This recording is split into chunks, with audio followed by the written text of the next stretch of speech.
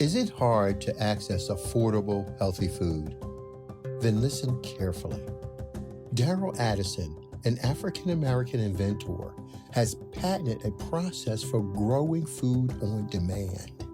He called it Torpedo Pot. Torpedo Pot is a fully automated flower pot that gives you control over your plant's environment. All you do is add soil, seeds, and plants to the flower pot and watch it grow.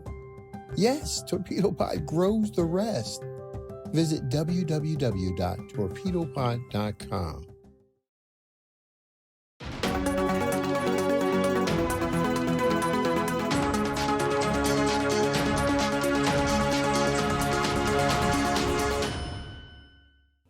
So LaTanya Payne, the legal guardian of her nephew Corinthian Giles, has sued the city of Houston and Union Pacific Railroad after her nephew died from leukemia, which is cancer of the blood, which she believes was caused by toxic chemicals in their neighborhood. Now I want you to watch this clip, and we really need to get into this because there's a lot of black communities that we have covered in the past that's literally being killed by different companies, and the cities just allowed that to happen. Let's roll that clip. I don't know how they argue around this one. Lawyers say 13-year-old Corinthian Giles, who lived in Kashmere Gardens, was a healthy and caring boy before he was diagnosed with leukemia 5 years ago. Then he started to get sick. The wrongful death case filed on behalf of Corinthian's family claims the boy was exposed to harmful carcinogens that allegedly came from the former creosote site, now owned by Union Pacific. Even though the creosote can't be seen, many say it's still there. It's everywhere. It's in the ground, it's in the water, it's in the air, it's in the dust. Plaintiff's attorney Jason Gibson says he's already filed more than 1,200 lawsuits against Union Pacific on behalf of residents who claim they and loved ones have been harmed by the carcinogens from the site. He says Corinthian lived only blocks away from the site of the old wood treatment plant. It's in a zone or area that Union Pacific has already agreed and does not dispute is contaminated. Corinthian's lawsuit is also the first one to name the city of Houston as one of the defendants. Gibson says the city owns polluted property and right-of-ways that it's leased to Union Pacific for years. Today, the city sent us this statement, which reads in part, quote, "The city is actively taking action to address the environmental problems in Kashmere Gardens." Union Pacific has consistently said there's no way for residents to be exposed to the creosote, which they claim is contained underground. Today, Union Pacific sent us a statement which reads, quote, "Union Pacific sympathizes with the family and their loss. We will review the lawsuit and respond accordingly." The railroad has said in the past that there is no pathway for the carcinogens to enter the human body. We asked Corinthian's attorney if doctors have been able to confirm his cancer was caused by possible carcinogens from the site. We wouldn't have filed the lawsuit unless we had that. Now, our sister is one of thousands of individuals in Houston who have brought forward lawsuits that claim that the company is responsible for the ill effects they suffered from their properties and groundwater being contaminated with the toxic chemicals that came from a nearby rail yard for decades. This isn't a recent thing, ladies and gentlemen, for decades. You remember in Louisiana, they have this place called Cancer Alley. And what's the coincidence? Another black area, and everybody in the neighborhood dies of cancer because of a refinery that was built not too far from them. And one thing I know about the petrochemical business is that they try to get away with releasing chemicals at night when they can't, it'd be seen by the EPA because there's laws against that. And they have no problem doing things like that in the area where black people live. You talk about the environmental racism. To me, this is environmental genocide, in my opinion, because this stuff is guaranteed to kill people. If you look at the safety data sheets, they will tell you that. Now, the lawsuit was filed last week in Harris County District Court, and the claims that Union Pacific attempted to cover up how serious the contamination was and furthermore failed to clean it up. The suit also claims that the city of Houston failed to warn the residents of the potential dangers or reduce the risk of poisoning, which several reports claim caused cancer.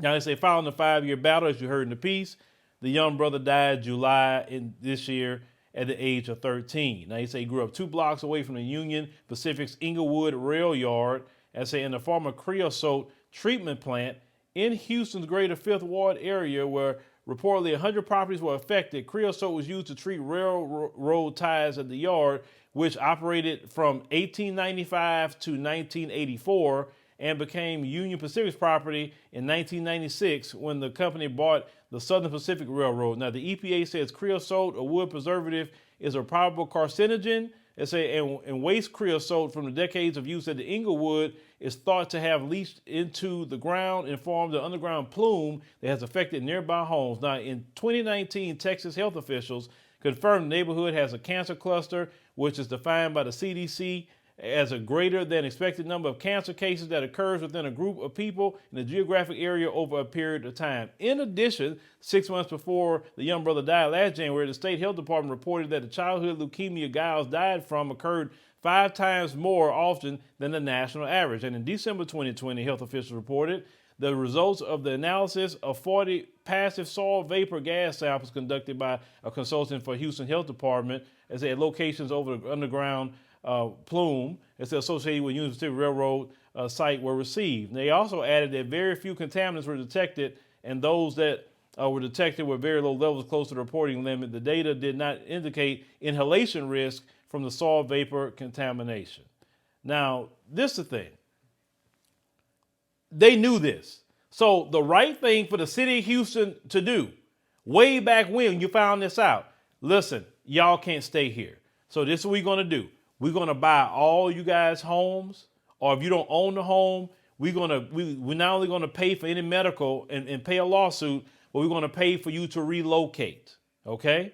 Because you can't be here. I say this place is contaminated. We need to shut this whole area down, and no, humans cannot stay here.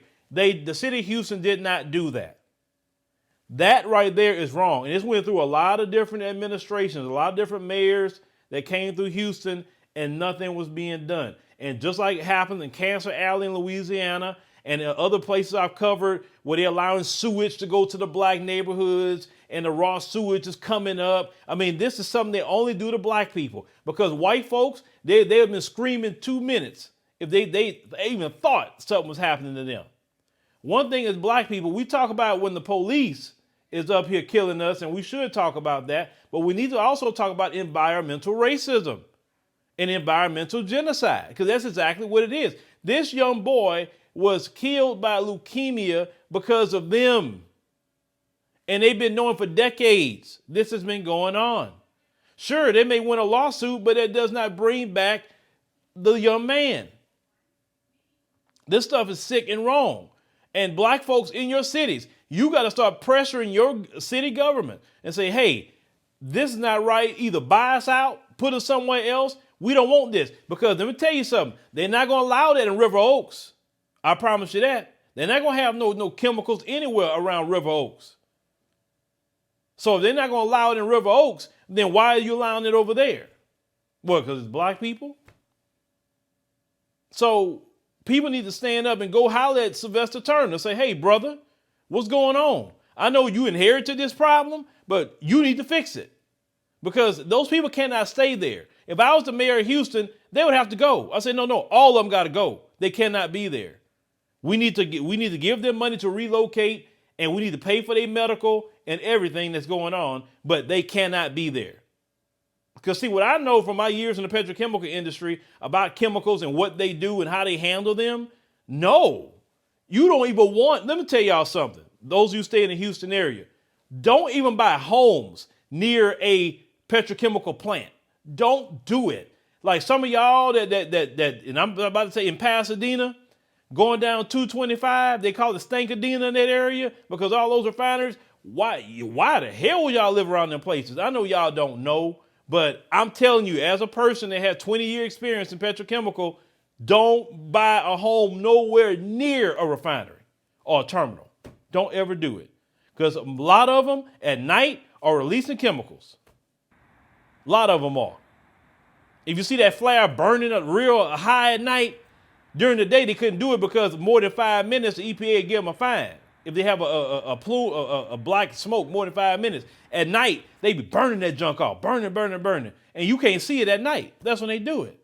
I'm telling y'all, don't buy a home near a refinery. And if you own a home near a refinery, you say, oh, shoot, I own one. Sell that junk Get away from there. Get away. But leave me a comment, ladies and gentlemen. Let me know about, this situation. Like I said, we got to continue to call out this environmental racism among black people and environmental genocide. It's your first time, here. Make sure, you subscribe. That way you'll know when we post some more, news stories and content. Colonization never ended in the white supremacist system. And as we see today, the colonization is in the mind. Now, those who have been enslaved and those who have been colonized, we're still dealing with the remnants of that through the colonization of the mind. Pick up my book, 7 Steps to Decolonize the Mind, and we will help deprogram you from the colonization that was put upon you by generations and generations of white supremacy. You can pick it up today on Amazon.com.